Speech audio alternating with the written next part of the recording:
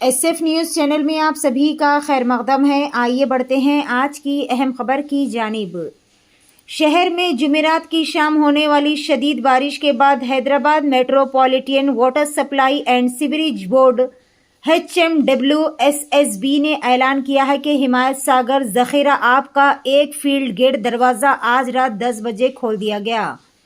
Water board के ओहदेदारों के मुताबिक मुसलसल बारिश के सबब हिमायतसागर में पानी की सतह में नुमाया इजाफा हुआ, जिसके पेश नज़र एक फील्ड गेट को खोलने का फैसला किया गया ताकि इजाफी पानी का इखराज मुमकिन बनाया जा सके।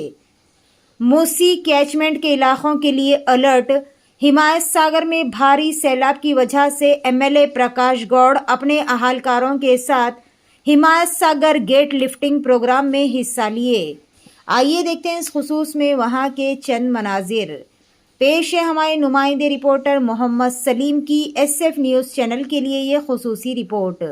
इसी तरह की मज़ीद तफसीलात से जुड़े रहने के लिए चैनल को लाइक करें, शेयर करें और फॉलो करना ना भूलें।